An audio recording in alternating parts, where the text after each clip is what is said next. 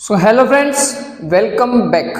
આજે આપણે જોઈશું કે નીડ નોટ, નીડેડ અને નીડ્સ ચારે ચાર એક જ છે, થોડા રૂલ્સની અંદર ચેન્જીસ છે. ઓકે, તો જોઈએ કે નીડ એટલે જરૂર છે, નીડ અને નીડ્સ એટલે જરૂર છે, અને નીડેડ એટલે જરૂર હતી. ઓકે, જેમ કે મારે પેનની જરૂર છે, મારે કારની જરૂર છે, મારે પાણીની જરૂર છે. તો કંઈક જરૂર છે તમારે, રિક્વાયરમેન્ટ છે તમારી, એવું સ્પોકન ઇંગ્લિશની અંદર બોલવા માટે આપણે ઉપયોગ કરવાનો છે. કયાનો? તો કે નીડ, નીડ્સ અને નીડેડ. ઓકે, તો કેટલાક વાક્યો જોઈએ કે મારે પાણીની જરૂર છે, તો કે આઈ નીડ વોટર. મારે પેનની જરૂર છે, તો કે આઈ નીડ અ પેન. મારે પેનની જરૂર છે. મારે બેગની જરૂર છે, તો આઈ નીડ અ બેગ. મારે બેગની જરૂર છે. મારે મોબાઈલની જરૂર છે, તો આઈ નીડ અ મોબાઈલ. તો આ તો સિમ્પલ સેન્ટેન્સ થઈ ગયા કે જેની અંદર એક સિમ્પલ ફોર્મ્યુલાથી આપણે વાક્ય બનાવે. ઓકે, પણ એમ બોલીએ કે તેને તમારી ગાડીની જરૂર છે. થોડું લાંબુ વાક્ય લઈએ કે સ્પોકન ઇંગ્લિશની અંદર તમને પ્રેક્ટિસ થાય કે તેને તમારી ગાડીની જરૂર છે. Your car. તેને તમારી કારની જરૂર છે, તો હી નીડ્સ યોર કાર. તેને તમારી પેનની જરૂર છે, તો હી નીડ્સ યોર બોલ પેન. તેને તમારી બોટલની જરૂર છે, તો હી નીડ્સ યોર બોલ પેન. તેને તમારી મદદની જરૂર છે, તો શી needs your help.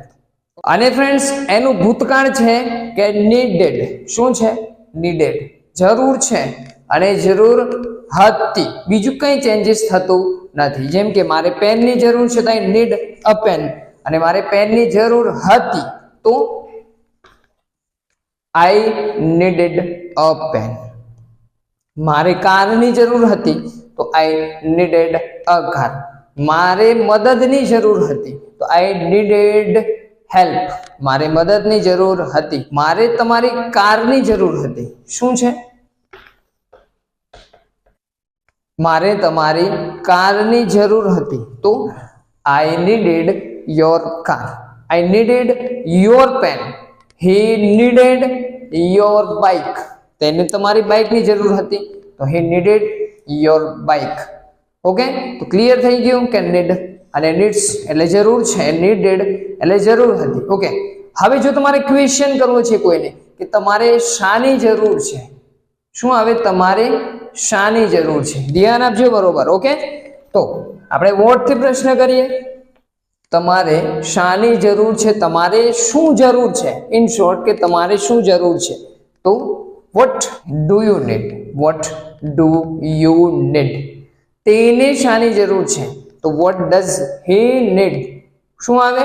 What does he need? આ ડુ અને ડઝ વાળો કોન્સેપ્ટ ક્લિયર કરવો છે, ડિસ્ક્રિપ્શનમાં લિંક છે, ત્યાં જઈ અને જોઈ લેજો. તો મારે શાની જરૂર છે? તો વોટ ડુ આઈ નીડ? મારે શાની જરૂર છે. તેને મનનને શાની જરૂર છે? તો વોટ ડઝ મનન નીડ? મનનને શાની જરૂર છે? અને જો એનું ભૂતકાળ લઈએ કે તેની શાની જરૂર હતી, so what did he need? કારણ કે સિમ્પલ પ્રેઝન્ટ ટેન્સ ની અંદર ડીડ નો ઉપયોગ થાય. આ બધું જ ક્લિયર કરાવીશ નેક્સ્ટ વિડીયોની અંદર ફરીથી. તેની શાની જરૂર હતી? તો what did he need? Okay, તો ક્લિયર થઈ ગયું કે વોટ થી ક્વેશ્ચન કરી શકો.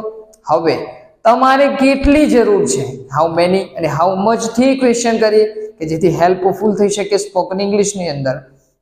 કે તમારે કેટલા પાણીની જરૂર છે, તમારે કેટલા પૈસાની જરૂર છે, તમારે કેટલી પેનની જરૂર છે.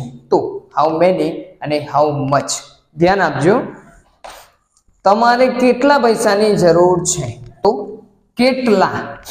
તમારે કેટલા પૈસાની જરૂર છે? તો how much money do you need?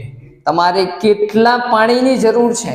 તો how much water do you need? તો ક્લિયર થઈ ગયું હશે કે હાઉ મેની, હાઉ મચ ની અંદર પણ તમારે ડુ અને ડઝ નો કોન્સેપ્ટ તો ક્લિયર હોવો જોઈએ. કેટલા પાણીની જરૂર હતી? How much water did you need? કઈ ચેન્જીસ નહીં આવે, ડીડ ડુ ડઝ ની અંદર તમને કન્ફ્યુઝ કરશે. તો ફ્રેન્ડ્સ, નીડ એટલે જોઈએ છે, નીડેડ જોઈતું હતું. Okay, what do you need અને what did you need, how much water do you need અને how much water did you need. તો ક્લિયર થઈ ગયું હશે કે નીડ એટલે જોઈએ છે, જરૂર છે. ફ્રેન્ડ્સ, આવી જ રીતે ઇંગ્લિશ શીખવા માટે ચેનલને સબસ્ક્રાઇબ કરી લો અને મિત્રો સુધી શેર કરો કે જેથી આવનારા વિડીયોની લિંક્સ તમને અને તમારા મિત્રોને મળી રહે.